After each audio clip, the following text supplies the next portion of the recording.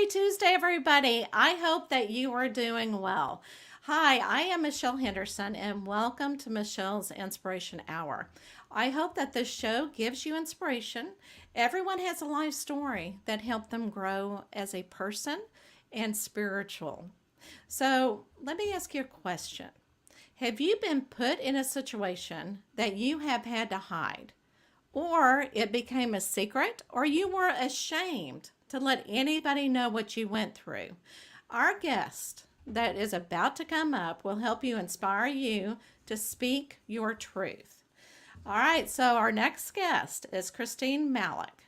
She is the founder and creator of SASSI Coach, a motivational speaker and an international advocate for women against abuse and domestic violence based in Tennessee. Her unique approach brings out the strength and the light that shines in each woman, especially those that have survived abuse. She believes once you are out of that situation, there is an obstacle for that woman to face even a bigger challenge. What do I do? And who am I? So let me go ahead and bring Christine so that she can tell us more about her life story that has really made her stronger. All right, Christine, how are you doing? Yay! Hi, Michelle. Thank you. Thank you so much for being on with us today. I'm excited to be here. I'm And sassy to be here. I, I know, I love that. I absolutely love the name. But before we get started talking about your business, why don't you kind of explain who you are whenever you want people to know what you have been through and how you got where you are in life at this point? That is a long story, about 57 years Oh, no, I understand worth of what you life. mean. Yes, there's yes. there's a lot that happened in my life, and one of the biggest lessons that I learned is that we could either succumb to all those adversities or we can overcome. And as I like to say, thrive from it. Not only survive, but thrive. So we are as women of abuse, and I do make the distinction between abused women and women of abuse.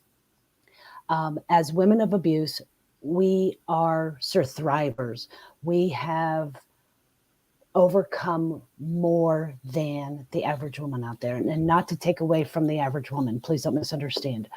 But going through all those types of abuse is what makes us sassy. And I love SASSI. Okay. SASSI is an acronym. It stands for strong, assertive, smart, sexy, and independent. And as every woman I know has it, it's just a matter of what degree do we bring it forth and bring it out in our personality and the way we raise our kids and have our relationships. But a woman of abuse, that sassy got almost extinguished. And I help her bring that out because I've gone through it and I had to go through it alone. And I don't think any woman should have to go through any type of abuse alone because we are better. We are stronger. We are, the assertive, smart, sexy, and independent women that we are. And I just help them. I take them by the hand. I give them great big hugs. I give them a kick in the butt occasionally, whatever they need. But I'm always there for that woman. And I absolutely love that because being sassy and everything that you explained, I think it is they're going through a healing process. And I know that, oh my gosh, Christine, you are actually giving these women a gift because, they have a resource to go to. Where back in the 70s, and you can probably contest to that, we didn't really have any resources to go to a lot of times.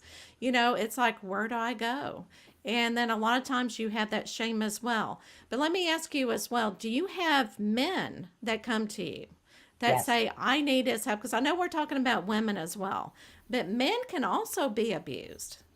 Yes. The statistic is that here in the United States, 1 in 4 women will experience some form of abuse in their lifetime.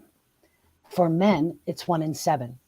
And that's still too much, too many, because this is a issue a situation that can be solved. And it's through communication and speaking and teaching our children, because not only do I help these women and men that are involved with abuse, but I encourage them to find resources, let me help, find it within yourself, but we have to teach the next generation and the next generation after that until we can stop it, till everybody knows that any type of abuse is just unacceptable. But yes, men are definitely they're definitely in there. And it's Oh, a shame, and absolutely. it's Yes. not always physical with men. It's a Mhm. lot of the verbal, the mental, the psychological, and they don't realize, because they're supposed to be men, and their stereotype and what they were taught, that it's not acceptable. They need to speak up. Mhm. They need to say that it's okay. They should be reaching out and saying, is this right? Follow your gut. If your gut tells you it's not right, then it's not right. you know Absolutely. And I really like, and I was just about to ask you about the different type of abuse that can actually go on. So you want to go ahead and kind of summarize about the different kinds that somebody can face. Yes, the biggest one that starts for in a relationship is usually the verbal and the mental, spiritual, um, the psychological abuse, the gaslighting, the comments, the name calling, things like that. And in my situation, that's how it started. Because we actually love that partner. In my case, it was a man, and because I actually loved him, we somewhat adjust for those things that come up, and we say, well, I do love him. Maybe he had a bad day, had one too many drinks, the boss did this to him, the dog did this, the car broke down. We make excuses till it gets to a point where there is no excuse, there Right. is no reason, because then if we've set that boundary, and this is one of the things that I teach, the women that come in and the men.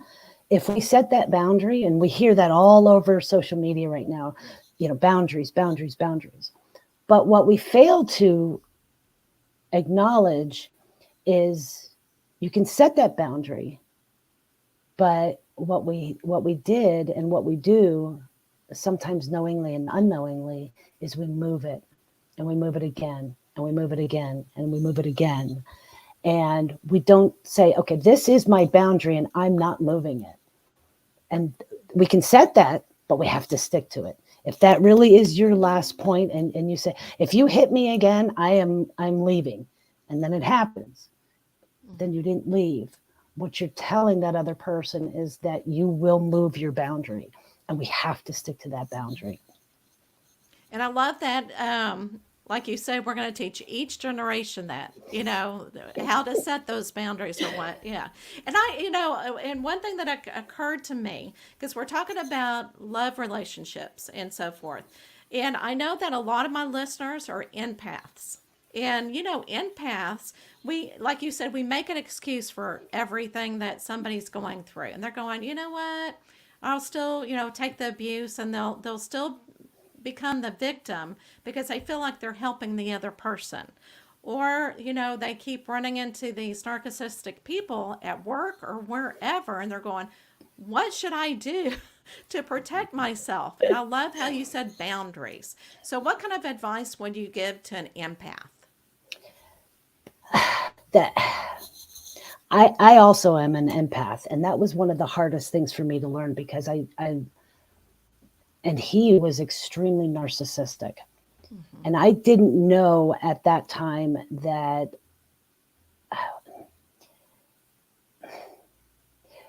find a way to protect yourself. To answer your question, find a way to Mm-hmm. protect yourself, find a way to protect your energy.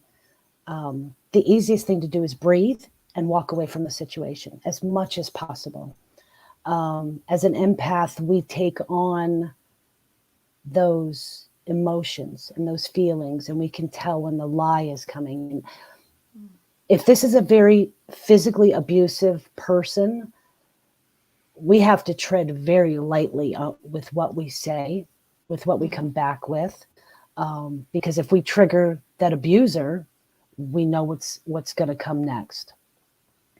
If it's a situation that you're out with friends, in workplace, okay, there's abuse in the workplace. We all know that. Sexual harassment is still out there. If you're in that situation, take that breath and walk away. Step away from it. Make an excuse. I have to go to the bathroom, or you know what? Let me go take care of this. Or if you have to, then you say, you know what? We're not on the same page here, and I'm not feeling comfortable with the situation. Let's take 15 minutes. Let's both get to a better place and come back if we need to. Remove yourself from that situation is probably the best thing that you can do, so that you can, when you get away from that other person, that you can say, okay, I need to go outside, go in nature, self-love, find something as an empath that gets you back and call your power back in. Say, I release all my negative energy. Let me call back in all my good energy from every realm, dimension. We go through our things. I have a really good friend that told me she was taught that she envisions her wings coming out and just protecting her. I know. I love that. I love that. I do too. Oh my gosh. I had another spiritual coach that told me, picture your big bubble around yourself, this huge bubble that, kind of like a soap bubble that nothing can penetrate. Whatever works as an empath, you find what works for you. For me, it is, if I'm going out to the grocery store and I'm feeling those things, for me, it's the wings. And I've gotten to a point where I sit in my car for a moment and I go, okay, the store's crowded. I bring out my wings and I walk in the store knowing that my wings are protecting me. That's how I do it. Oh my gosh, I absolutely love that. Oh yeah, when you were saying that, I'm going, oh, keep going, because it gives everybody a tool that they need. Yes. Okay, so now you can share whatever you need to, because I always feel like people can identify with your life story because you are such an inspiration. You actually survived it. You said, I am a survivor, and then you did something about it to help others. Can you kind of share about your story a little bit about what you went through?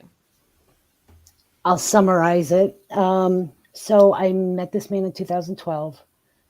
We were married in 2013. It started out with the verbal, the mental, the spiritual, the sexual, and it didn't get to the physical abuse till probably a year into the relationship.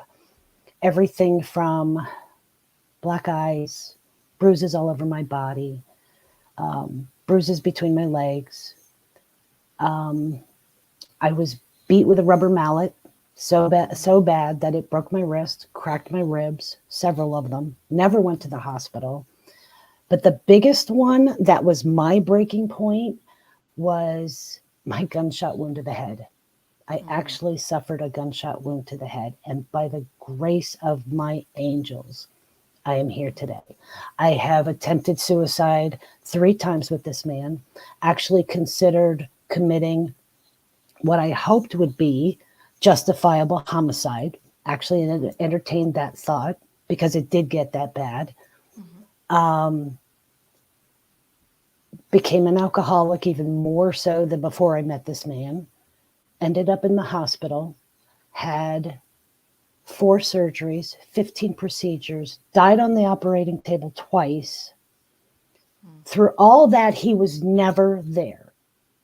Even in recovery, the first time I was in the hospital, the second time after the second surgery, and the second surgery, they removed my appendix, my gallbladder, part of my colon, part of my intestine, and my whole left fallopian tube.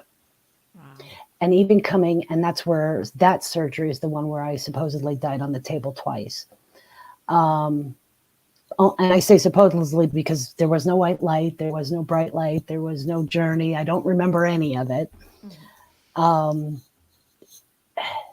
But that gunshot wound to the head, which was actually in 2015, I didn't go into the hospital till 2016. that was my turning point. And even in that 2016, I still felt like I had nobody to go to. I didn't know who to turn to. My mom was not in the picture. She had already passed on. I have a daughter. I have three children, two boys and a girl. And my daughter was about in her early to mid 20s. I have no siblings, no sisters. I wasn't working.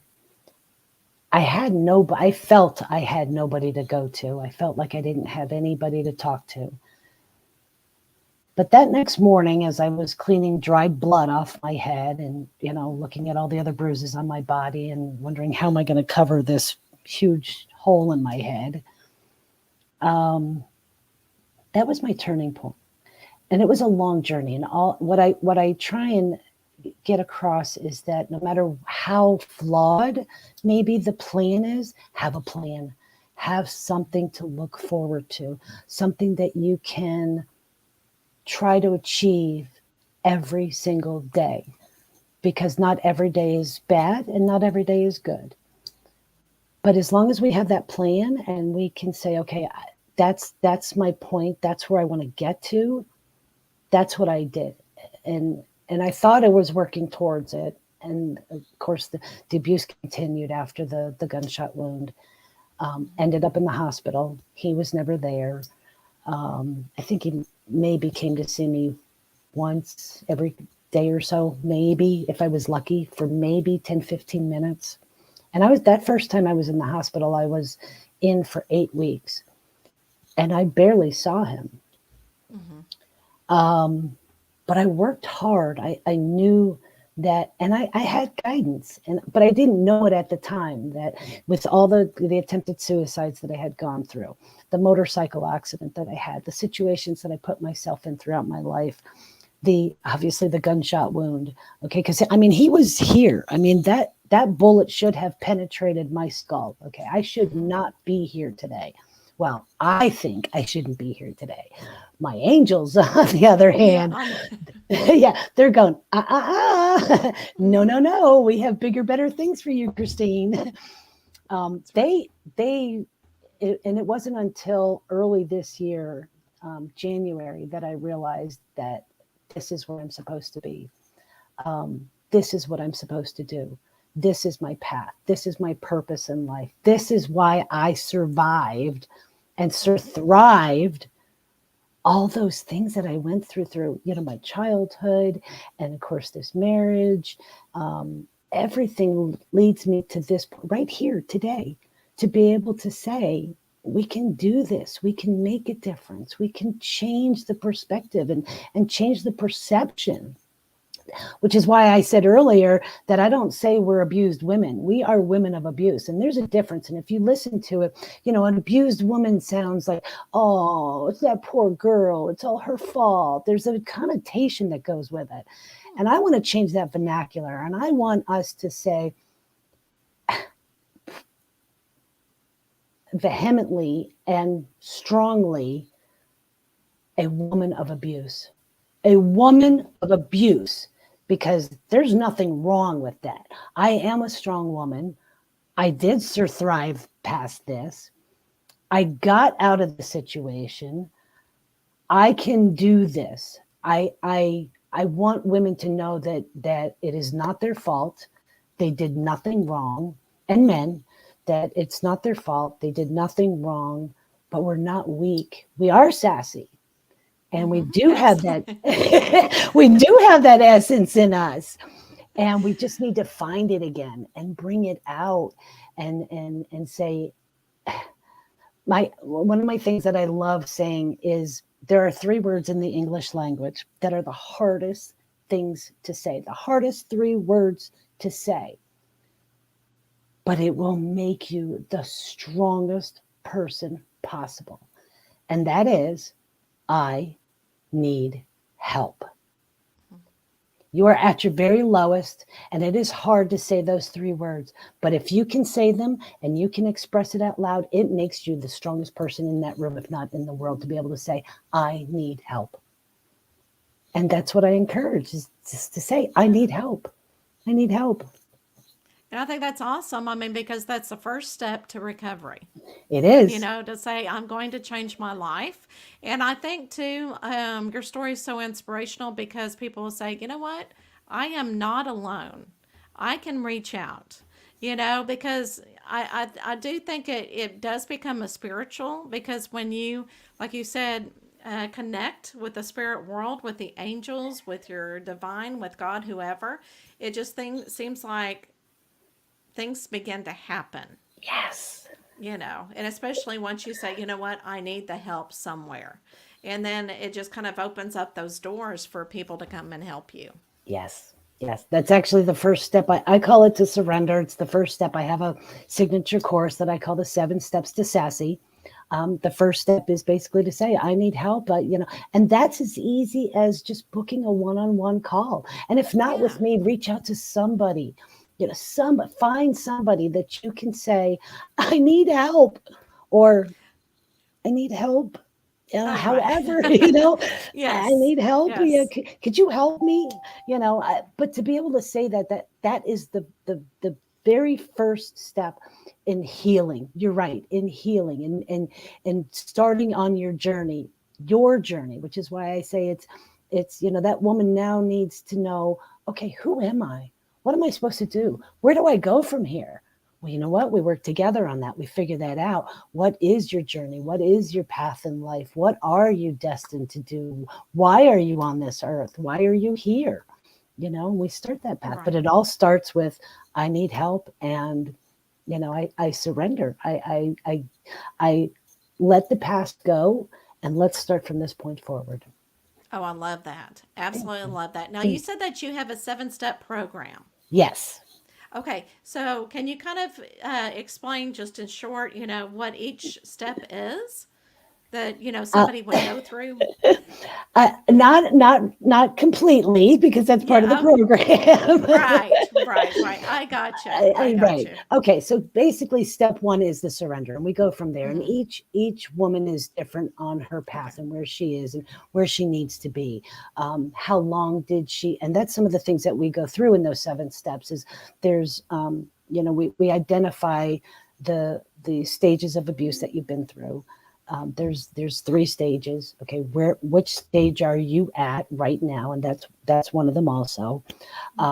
I do a sort of quiz. It's I try and make things, because of all the BS that we've been through. I try and show women that it's okay to laugh. It's okay to be yourself. It's okay to have fun. We're allowed to have fun. So I try and make my program, interactive, and we have a good time, and we do laugh. We do cry, without a doubt. That's part of the healing.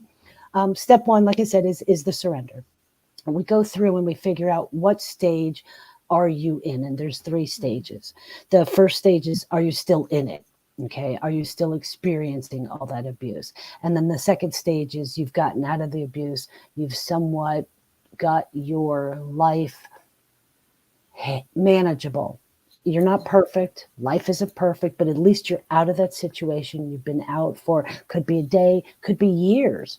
Okay. But if you've never acknowledged all those hurts and all those triggers, um, then you're in stage 2. And we need to figure out, what are those triggers and how do we fix them and where do we go from here. And then throughout the steps, there's a quiz throughout there that we do. And the final step, I will tell you, the final step is that we share. We help one other person somewhere along the line, because I can't take on the world. There's 7+ billion people in the world. As much as I'm trying to heal as many women and men that I can, I Right. can't do it alone. So I do say that, find somebody, be there for that next person. That if you see those signs, and throughout the course, we acknowledge, what are those signs? What are the red flags? Okay, I do see them. But if you see them in a friend, a neighbor, just somebody that you see at the grocery store. So one of the things that Archangel Michael told me is that I need to spread his love and joy. Okay, God's love and joy. So what we do is we learn that love, And I try and share that love with every single one of my clients and then some. I try, no matter what happens, no matter, be kind. You know, we hear it all the time. Be kind, show love, care, concern. Because as women of abuse, I hit it very, very well. My family maybe had an inkling that something was going on. Okay. There's other, women out there that their families have no clue because we hide it so well. So be kind, because you never know what that other person that you're encountering may be going through. So if we can take our lessons that we learned in the class and know who we are, then we can say, okay, I tease and say that if there's somebody that and they're saying, oh no, I'm fine, but you can tell the makeup's real heavy under the eyes, okay, the bruise on the side here, the marks on the neck, or they're always wearing long sleeves. You just know that there's something going on, and you need to take this person. It could be your friend, it could be a coworker, okay, and you go in, okay, here's the deal, here's what we're doing. We're going for a drive this weekend. And just drive, and you get in the car and vehicle or whatever it is. But as long as you have that captive audience, and I've done this and I've said, okay, you can sit there, I'm going to drive. And when you're comfortable enough, I'll talk. I'm a talker. I can talk. But when you're ready, you're going to let me know what's going on, and we're going to fix this problem. We're going to get to the bottom of it. And that's when I will stop the vehicle. You're not getting out of the car. You're not doing a tuck and roll grandma kind of thing. So they're a captive audience, but however we can help that person, we have to be compassionate again. We lost that compassion. So if we can show that and help that next person, that's step 7. Oh my gosh, that is beautifully put. Oh my gosh, wonderful. I can't say any other questions after that. Where can people find you? The best thing is right now, Facebook is because everybody's on there. It is SASSI Coach Christine. Book a call. It's a free call. My website has it. Schedule a call. www.sassicoach.com. Book the free call. If it's an hour, great. If it's 2 hours, I don't care. Let's talk. Let's have the conversation. I'm always there for whoever needs it, whenever they need it. I can talk. So if you just pick up the phone or it's a Zoom call and you're not ready to say anything, that's okay. I'll share. I'll give you some knowledge. If you answer a couple questions here and there, because we are scared, because we lost trust. That is such a huge factor. That trust just totally tanked. Even when we're out of the situation, it's still hard to find trusted people. I don't push my prospective clients. When you're ready, you'll let me know. I'm here for you when you're ready. But the biggest thing, book that call. Even if I have to text with you, great. If it's one way and you don't want to be on camera, great. I will respect that till you are ready to say, okay, Christine, what do we do? Where do we go from here? What do I do now? Great. Wow, such love. I mean, you give them such love, Thank and you. you meet them, and you meet them where they are. And that is very important, because you develop that trust first. Yes. Because if and as you know, when you're going through that difficult time, you put up that brick wall, and it just takes one brick at a time to get that trust all over again. Well, I tell my prospective clients that I'm not trying to break through that wall. Okay. I'm up top. Okay. I'm looking down. I'm here. I'm helping you. My hand is out for you. Whenever you're ready, the wall will not come down until they are ready to take it down. I'm not dismantling that wall, but I'm going to peek over the top. I'm going to say, hey, how you doing? You okay? And I've had clients that I've actually done that for about 4 months, once a week, sending out a text. Hey, you need anything? You okay? Maybe a little motivational meme, something. I've had clients that, even though they weren't paying clients yet, I've been on the phone for an hour and a half just to walk them through that situation, because that's what they need at that moment. And that's showing that love. That's showing that care. That's me going, okay, I'm right here with you. However long it takes, I'm hanging onto this wall. I love that. I absolutely love it. Well, thank you so much. You're I mean, my welcome. Thank gosh, I you. could talk to you all day and just listen to you all day. Are you I ready for told the you I'm a talk.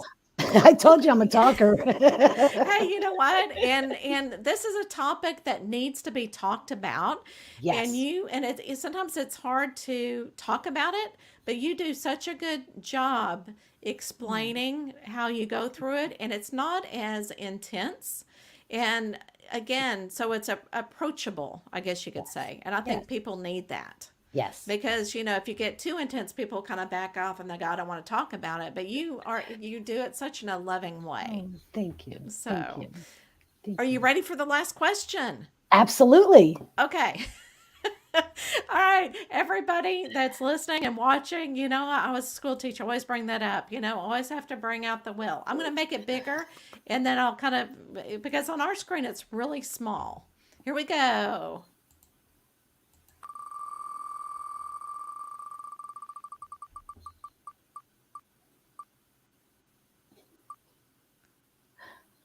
Oh. Oh. I Oh. love it. So, have you had a lucid dream before? No, but I have tried, and I did some research on it. I tried to. I think I get my dreams in my visions. I do have visions, which I That's what I think was are going to ask you. Yes. okay. Yeah, Yes. my visions are a little different. I have, like I said, I have researched lucid dreams. I've tried it. I've downloaded the app for it. Um, I guess it depends on perspective, but I get visions. So if you And want to say it's kind of along the same lines, but I think I absolutely think it's along the same lines. I mean, this is my opinion because you are connecting into the spirit world, and it doesn't matter how you do it. right. Some people just have, and I've lucid dream a little bit when I was younger, but it doesn't happen all the time. And but you have visions, and I really don't have visions. So, but you connect into the dream world. You're connecting with the spiritual world, and I think that's what's important. Yes. Yes. I do And too. my question is, do you listen to your visions? Oh my gosh, yes. Yeah, because if I don't, they uh, proverbially, spiritually smack me upside the head. And I hate saying that, but they get my attention if I do not listen. I mean, oh yeah, like my cat will be Hmm. right in front of my face, or they'll be screaming in my ear, or the dog will act up, or something will pop up on my screen, or my coffee spills. That's a big one. It's like, what the heck? Really? Okay, guys, what do you want me to know? And then I that love night it. I get the vision, or I'll take a moment and go outside, and when it's not cold, and Right. go out there and just meditate and go, okay, what is it you're trying to tell me? And I get the vision. It's like, oh, okay, gotcha. I absolutely love that because you're right. And a lot of people kind of get scared. I mean, you're not scared when they try to get your attention, are Oh you? hell no. See, a lot of people that I've run into, they go, it's kind of scary when they're trying to get my attention. It's like, well, listen to them because they're like people. You can again, you can have that barrier. You can put that barrier up and say, right now you're being a little bit too loud and I cannot listen. And they'll go away. I mean, you're the one that's in control, but a lot of people get afraid of it. Yes. So it's good that you're not. No, no, no, no. I learned a long time ago that with my encounter with Archangel Michael, that was pretty clear and evident. And I mean, like, he was right in my face, and Mhm. he leaned over and whispered in my ear, everything's going to be okay. And even about 4, 5, maybe 6 weeks ago now, I was having a down moment. I was not in my good vibrational level. And I kept saying to him, yeah, but, and he was like, Christine, yeah, but. He's like, no, Christine. Now he was off to the side. I was laying in bed, and I was like, yeah, but Michael. And he's like, whoa, right here. And he's like, no lie, Michelle. He actually said, what did I tell you all those years ago? And I'm like, Everything's going to be okay. Then why are you questioning me? Oh, I don't know. that I'm is sorry. wonderful. Oh my gosh. And you're going, okay, I'll listen. I bet you felt like a little girl at that time. I Yes, I will did. listen this time. I did. I did. I so did. And then of course I get a chuckle out of it. Go, all right, can I sleep now? Oh, absolutely. Absolutely. Okay. So, everybody, thank you so much for listening. And Christine, thank you so much for Oh, you're welcome. your wisdom of the words and really going into, detail about what you experience so that you can help others. And if Thank you. anybody is out there seeking help or you know a friend that is seeking help, please contact Christine or somebody else. Just give Yes. them a resource that they can reach out so that they can get the help that they need. Yes. All right. So have an inspirational week. And if Spirit talks to you, listen to them. That's another. Thank you so much. Thank you. Okay, hold on. I'm going to.